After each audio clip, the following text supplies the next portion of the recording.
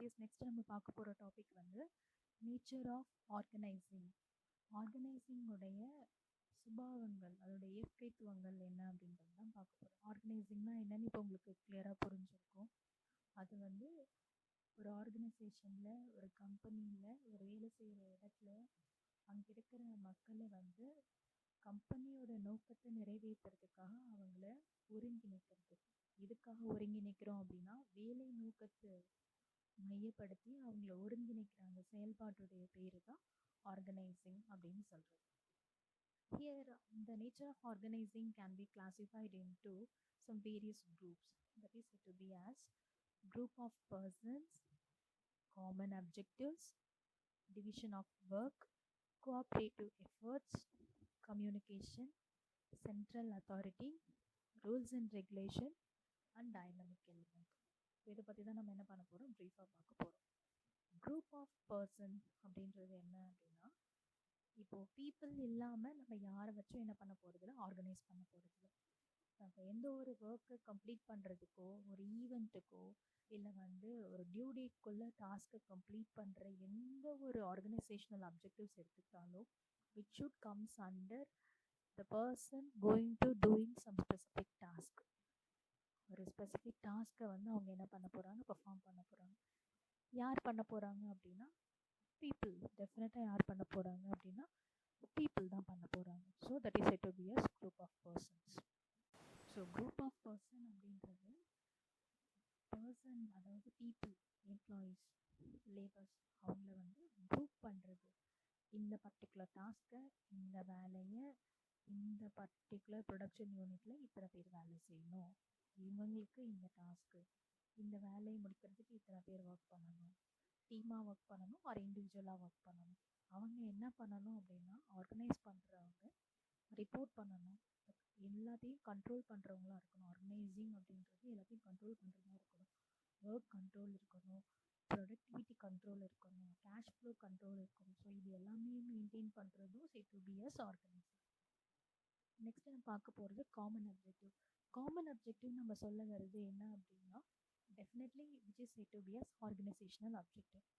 இப்போது எந்த ஒரு அப்ஜெக்டிவுமே இல்லாமல் நம்மளால் என்ன பண்ண முடியாது, செய்ய முடியாது. ஃபார் எக்ஸாம்பிள் நீங்கள் எடுத்துக்கோங்க, உங்களுக்கு இப்போ என்ன அப்ஜெக்டிவ் அப்படின்னா,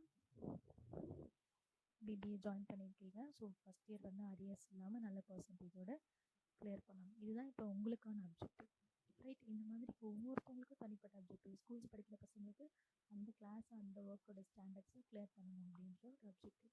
ஸோ ஆர்கனைசேஷனுக்கு ஒரு அப்ஜெக்டிவ் இருக்கும்.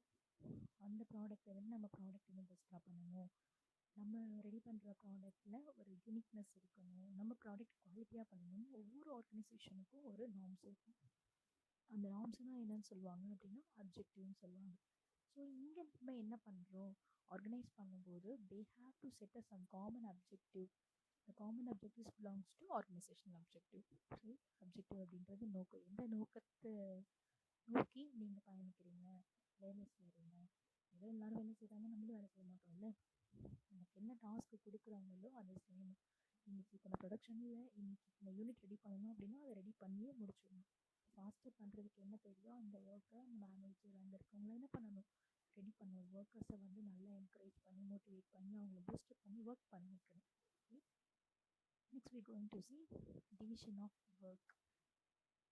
வேலையில் வந்து இப்போது இங்கே டிவிஷன் ஆஃப் ஒர்க் அப்படின்ற கான்செப்டோடைய மெயின் தீம் என்னன்னு பார்த்தீங்க அப்படின்னா, ஒர்க்கை ஸ்ப்ளிட் பண்ணுறது. இப்போது நான் என்ன சொல்கிறேன்னா, காமனாக ஒரு வேலை இருக்குது அப்படின்னா அந்த வேலையை ஒரே பர்சனால் என்ன பண்ண முடியாது, செய்ய முடியாது. ஸோ ஒர்க்கை பிரித்து கொடுக்கும்போது work can be completed on time as well as ஈஸியாகவும் முடிஞ்சிடும். இதுதான் வந்து டிவிஷன் ஆஃப் ஒர்க்குடைய மேஜர் பர்பஸ். டாஸ்கோடைய டியூரேஷன் எவ்வளோன்னு பார்க்கணும், டாஸ்கோட வேல்யூ எவ்வளோன்னு பார்க்கணும். வேல்யூ அப்படின்றது வந்து என்ன டைம்லைன், எப்போ முடிக்கணும், கோர் என்ன அப்படின்றது தெரிஞ்சுக்கிட்டு அந்த டாஸ்க் என்ன பண்ணணும் அப்படின்னா பிரிச்சிடணும். இந்த ஒர்க்கை வந்து பிரிச்சுட்டு அதுக்கு ஒரு ஆர்கனைசிங் கமிட்டி போடணும். நீங்கள் இந்த ஒர்க்கை முடிச்சிட்டிங்கன்னா இவங்களுக்கு ரிப்போர்ட் பண்ணிவிடுங்கன்னு சொல்லிட்டு டீமை ஸ்ப்ளிட் அவுட் பண்ணிவிட்டு they going to conducting a common objectives as well as division of work, right?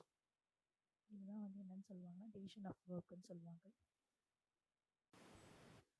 So division of work அப்படின்றது அதுதான். ஒர்க்கை வந்து ஸ்ப்ளிட் பண்ணி the organizing committee they organize the people to complete the task with the division of work.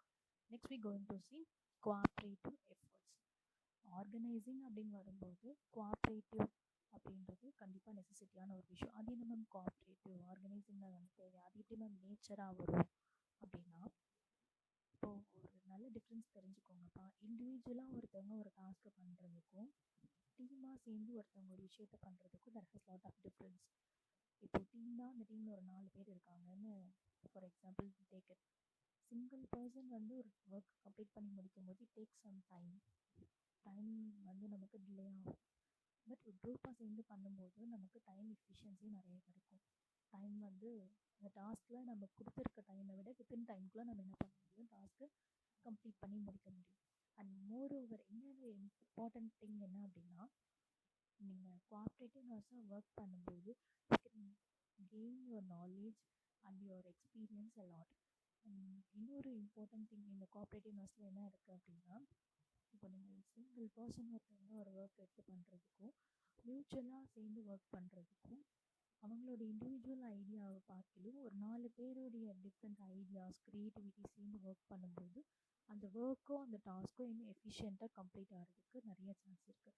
So it is efficient method for conducting and when we go for a cooperativeness of நீங்கள் ஒரு எல்லாரோடும் சேர்ந்து ஒரு ஒன்றா ஒரு ஒர்க்கை வந்து ப்ரொஃபஷ்னலாக பண்ணும்போது கண்டிப்பாக அது சக்ஸஸ்ஃபுல் எண்ணுக்கு தான் வரும்.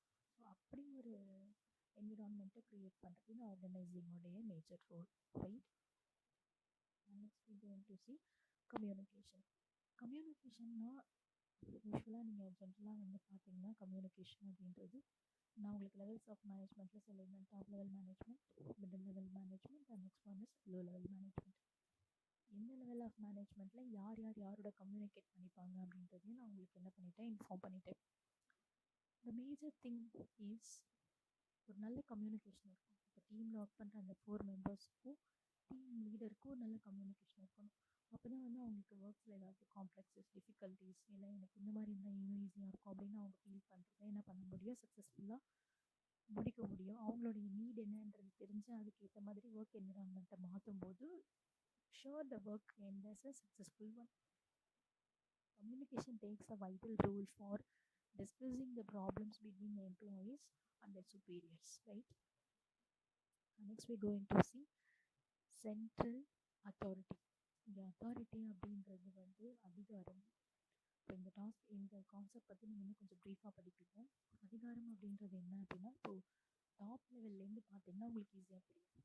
ஒரு மேனேஜிங் டைரக்டர் ஒருத்தர் இருக்கார் அப்படின்னா அவர் என்ன பண்ணுவார், அவருக்கான அத்தாரிட்டியை வந்து அந்த நெக்ஸ்ட் லெவலில் இருப்பாங்க இல்லையா, நெக்ஸ்ட் லெவலில் யார் இருப்பாங்க, சூப்பர்வைசர்ஸ் இருப்பாங்களா, மேனேஜர்ஸ் டிபார்ட்மெண்ட் மேனேஜர்ஸ் இருப்பாங்களா, அவங்களுக்கு கொடுப்பாங்க.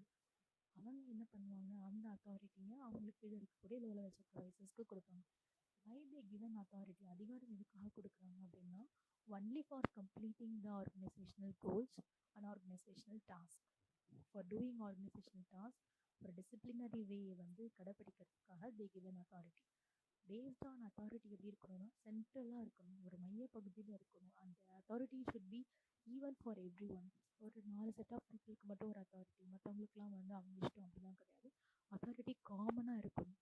ஸோ அதுதான் அவங்க என்ன பண்ணுறாங்க, எக்ஸ்பெக்ட் பண்ணுறாங்க. இதுதான் ஆர்கனைசிங்கோட மேஜர் ரோல். என்னன்னா சென்ட்ரல் அத்தாரிட்டி அப்படின்றது காமனாக இருக்கணும் எல்லாருக்கும். And next we going to see rules and regulations. இந்த ஆர்கனைசேஷன் கோல்ஸை வச்சுக்கிட்டு நான் எப்படி வேணால் ஒர்க் பண்ணலாமா, இல்லை, there has lot of rules and regulations you should follow. So organise பண்ணும்போது என்ன பண்ணணும்னா ஆர்கனைசேஷனுக்கு ஏற்ற நார்ம்ஸ் அண்ட் ரூல்ஸ் அண்ட் ரெகுலேஷனை ஃபாலோ பண்ணணும்.